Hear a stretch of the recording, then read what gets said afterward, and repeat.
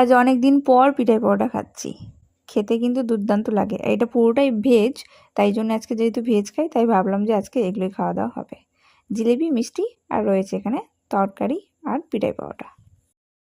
Good morning everyone, I hope you all guys are very well and healthy. আর আজকে হচ্ছে বিজয়ার হচ্ছে পরের দিন, মানে একাদশী।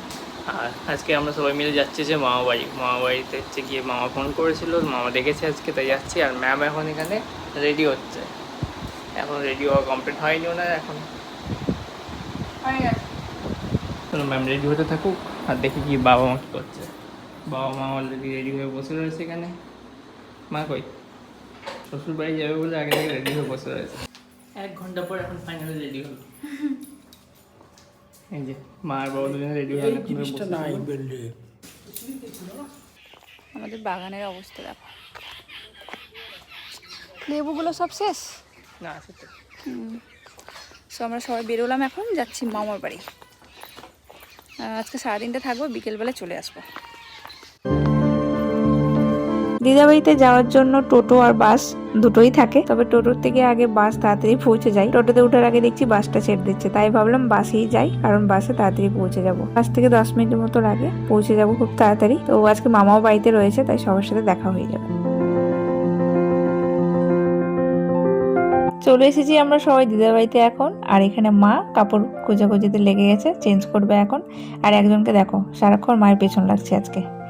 যাই হোক, এদিকে দেখো একজনকে শ্বশুরবাড়িতে এসে শাশুড়ি মার দোলনায় বসে দোল খাচ্ছে। আসতে না আসতে মামি করে দিয়েছে এখানে লেবুর শরবত, তাই আমরা সবাই মিলে খাচ্ছি। এখন খুব একটা গরম নেই, তো মামিকে বললাম শরবতই বানাতে, তাই বানিয়েছে। আমি এসডি বাবু সবাই মিলে খাচ্ছি এখন শরবত।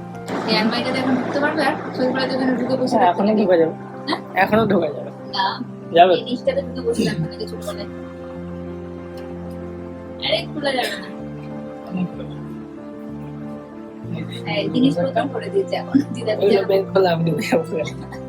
একজন নিয়ে বসেছে 1 প্লেট মিষ্টি, নাকি মিষ্টি খায় না, কাল থেকে শুধু মিষ্টি খেয়ে চলেছে। আজকে শুধু মামার বাড়িতে আমরা এসেছি তেমনটা নেই, বড় মামাই যে বাড়িতে রয়েছে আজকে, আরো বাকি মামারা রয়েছে, তারা এখানে থাকে না, কেউ তমলুকে, কেউ কলকাতা, এখানে ওখানে থাকে। তো সবার ফ্যামিলি আজকে এখানে এসছে বিজয়া দশমীর প্রণাম করতে, তাই সবার সাথে আজকে দেখা হয়ে গেল। এদের সাথে দেখা হয়েছিল আমার বিয়েতে, আমার রিসেপশনের দিন ওরা আমার বিয়েতে এসেছিল, আর আজকে দেখা হলো। যাই হোক, সবার সাথে আলাপ হয়ে খুব ভালো লাগলো। সবাই এখানে বিজয়া দশমীর প্রণাম সারছে। তারপর চলে এসেছি আমরা লাঞ্চের দিকে। মামি সকাল থেকে অনেক কিছু রান্না বান্না করেছে আজকে। হয়েছে মাংস, ডাল, মিক্স সবজি, বড়ি ভাজা, আর মাছের তেলের ভাজা, ঢেঁড়স ভাজা, আর অনেক কিছু। যাই হোক, সবাই মিলে এখন একসাথে লাঞ্চ করতে বসেছি। লাঞ্চ করে একটু আড্ডা মারছিলাম বসে। তারপর আজকে নাকি একাদশীও রয়েছে, তো মামা একাদশী করে, তাই মামার জন্য মামি এখানে ফল নিয়ে বসেছে কাটাকুটি করতে। গল্প করতে করতে হঠাৎ মনে পড়লো যে যা, দিদাদের জন্য তো শাড়ি নিয়ে এসেছি, দেখানোই হলো না। তো তোমাদের সবাইকে তো এর আগের ভিডিওতে দেখিয়েছি, তবে দিদাদেরকে দেখানো হয়নি, তাই দিদাকে দেখাচ্ছি যে দিদা তোমার জন্য এটা নিয়ে এসেছি, আর মামির জন্য, আর এই দিদার জন্য। দিদার বোন, এক বোন এখানে রয়েছে, আরেক বোনের শাড়ি নিয়ে এসেছি। সেই দিদা তো এখানে নেই, তবে দিদার হাতে দিয়ে চলে যাব, দিদা তার বোনকে দিয়ে দেবে।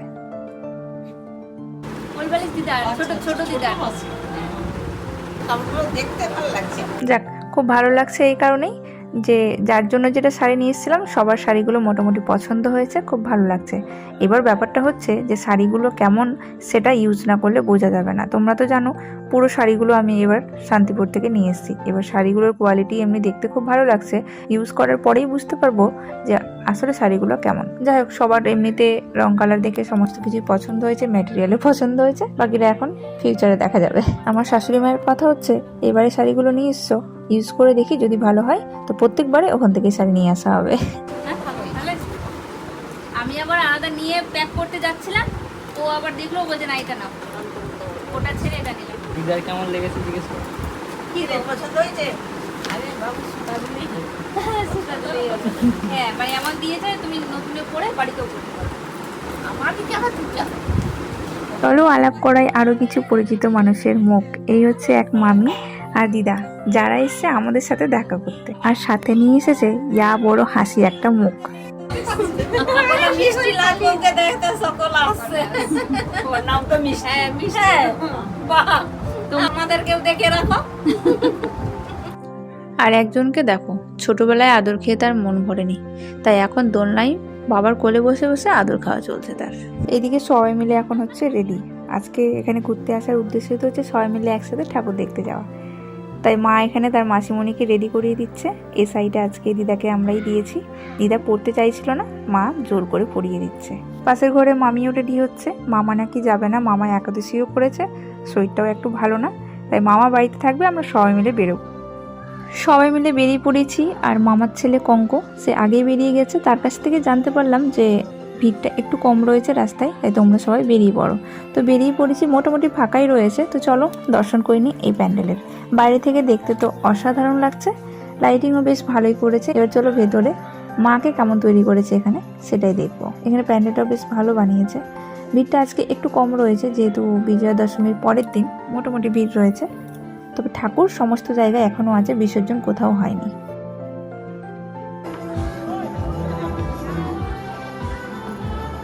এই যে এখানে আরেকবার দেখতে এসেছিলাম, এই থিমেই এখানে বানানো। প্রত্যেকবার এখানে মায়ের মূর্তিটা এরকম টাইপেরই বানানো হয়।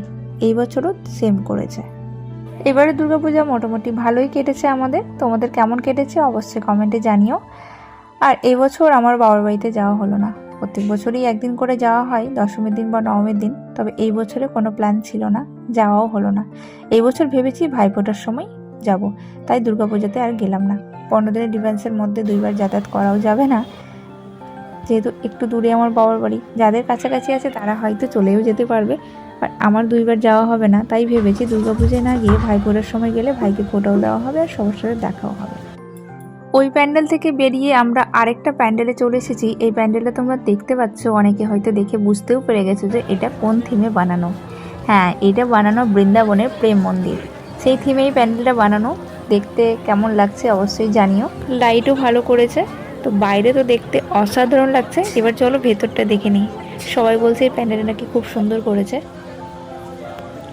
পুরো বৃন্দাবনের প্রেম মন্দিরকে কপি করে তুলে ধরা হয়েছে এখানে। ভিতরে নাকি রাধাকৃষ্ণের মূর্তিও রয়েছে। আজকে একটু ফাঁকা রয়েছে বলে আমরা ঘুরে ঘুরে ভালো করে দেখতে পাচ্ছি সবাই মিলে।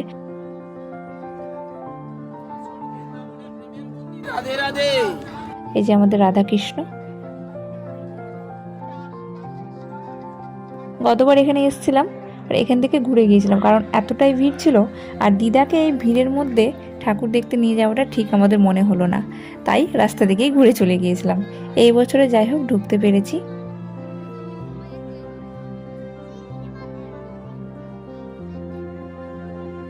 ঠাকুর দেখা হয়ে গেছে, এবার সবাইকে কিছু না কিছু খেতে হবে। মেলায় এসে কিছু খাবে না সেটা তো হয় না। মেলাতে খুব একটা খেতেও কেউ বাড়ির পছন্দ করেও না, কিন্তু সবার ইচ্ছে হয়েছে আজকে মেলায় নাকি রোল খাবে, তাই সবার জন্য রোলই নেওয়া হয়েছিল। খাওয়া দাওয়া করে চলে এসেছি আবার দিদার বাড়িতে। সবার সাথে এখানে দেখা করে বিজয়ার প্রণাম সেরে এখন বাড়ি যাওয়ার পালা। আর কালকে যেহেতু আমাদের ওখানে বিজয়া দশমী বিসর্জনও রয়েছে, তাই মামি, দিদা, কঙ্ক সবাইকে বলে দিলাম আমাদের ওখানে যাওয়ার জন্য। মামা তো যেতে পারবে না, কালকে থেকেই মামার ডিউটি নাকি, মামা যাবে না, কিন্তু মামিরা সবাই বলছে যাবে। আমাদের ওখানে সবাই গেলে খুব ভালোই লাগবে, কারণ একসাথে বিসর্জন দেখাও হবে। বেরিয়ে পড়লাম আমরা। টোটো পেয়ে গেছি। টোটোর জন্য মিনিমাম আধা ঘন্টা মতো দাঁড়াতে হয়েছিল, কারণ প্রচণ্ড ভিড়। দিদাবাড়ি থেকে হয়ে আমরা বাড়ি চলে এসেছি। আর বাবা দেখছে এখন অনুষ্ঠান, কারণ আমাদের যে বারবাড়ি ঠাকুর যেখানে রয়েছে এখনও বিসর্জন হয়নি, তো সেখানে এখন প্রোগ্রাম চলছে। তো বাবা ওখানে না গিয়ে বাড়িতে বসে বসে টিভিতে দেখছে, আর আমরা বসে বসে এখন দেখছিলাম মহাভারত আমাদের ল্যাপটপে। আজকে তো বিজয়া দশমী, সো তোমাদের সবাইকে জানাই বিজয়া দশমীর অনেক অনেক প্রীতি, শুভেচ্ছা ও ভালোবাসা। সো শুভ বিজয়া সবাইকে। আজকে তো এইভাবেই কাটালাম। দেখলে দিদাদের বাড়িতে সারাদিন ছিলাম, আর ওখানেই পুজো দেখলাম আজকে। তো কালকে আমাদের এখানে বারবাড়ি ঠাকুরটা বিসর্জন হবে। কালকে এখানে বিসর্জন দেখে দেন পরশু দিন আমরা এখান থেকে আবার চলে যাব। আশা করি সবার পুজো খুব ভালোভাবে কেটেছে। আসছে বছর পুজো আবার সবার খুব ভালোভাবে কাটবে, মা আবার আসবে সবার জন্য। সবাই সুস্থ থেকো, ভালো থেকো, আর দেখা হচ্ছে একটা নেক্সট ব্লগে। ততক্ষণের জন্য গুড নাইট, টাটা।